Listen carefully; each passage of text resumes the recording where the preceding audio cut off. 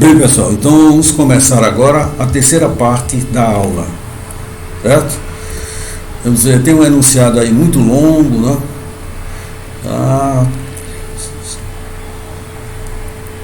Muito longo, mas trata-se do seguinte: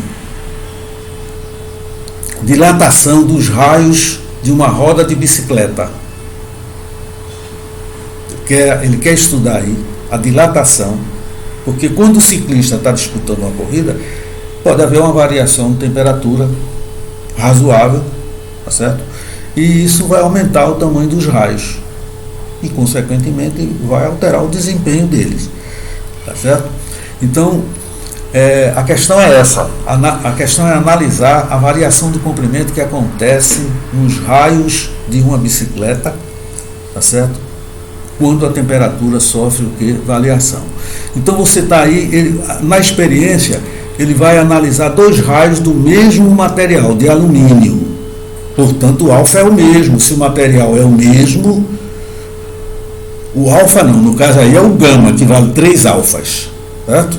O gama vai ser o mesmo, porque todos os dois raios são de alumínio. O raio A, ele tem um comprimento L e um raio 2, o comprimento L e um raio 4 R's. Aliás, não é nem um raio, é um diâmetro, né, que depois a gente vai transformar em raio. Então, o raio A, comprimento L, diâmetro 4 R's. O raio B, comprimento 2 L's, é o dobro, e o raio 2 R's. Tá certo? Muito bem. Então, a primeira coisa, a gente tem que lembrar que para calcular o volume inicial do raio, tá certo? Para calcular o volume inicial de cada raio, o raio tem a forma de um cilindro, que está aparecendo aqui no canto esquerdo. Então, para calcular o volume inicial de cada raio, é a área da base vezes a altura. A área da base vezes a altura. A base é um círculo, a área de um círculo é πr2. A base é um círculo, a gente está vendo a base do cilindro, porque o raio tem uma forma cilíndrica. Então a área da base é πr2 vezes a altura do raio.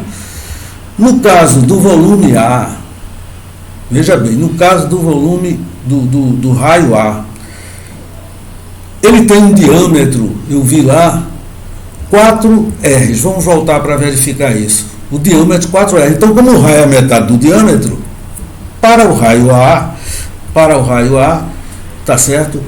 Eu tenho um volume, para o raio A eu vou ter um volume 4πr2 vezes o quadrado do raio, 2R's ao quadrado. Tá certo? Olha aí, ó. Variação de volume do raio A dividido pela variação do volume do raio B, porque ele quer essa relação. O gama é o mesmo, eu já tinha dito antes. O gama é o mesmo, porque é o mesmo material. A variação de temperatura, ele também diz, considere que a variação foi a mesma. Tá certo? Agora, o delta θ vai cortar com o delta θ, vai desaparecer. O gama também vai desaparecer, porque é o mesmo material. Vai ficar só o volume inicial do raio A dividido pelo volume inicial do raio B. E para calcular o volume, você olha aqui para a esquerda, é πr2 vezes o H. Então, para o raio A, como ele tinha lá um diâmetro 2R's, tá certo? Como ele tinha lá um diâmetro de 4 R's, o raio vai valer 2. Quando elevar ao quadrado, 4R2. E a altura é o comprimento do raio. Então, repetindo, o raio A tinha um diâmetro de 4 R's, mas você quer o raio, divide por 2, fica 2 R's. Tá certo? Quando elevar ao quadrado, dá 4R2. O comprimento é L.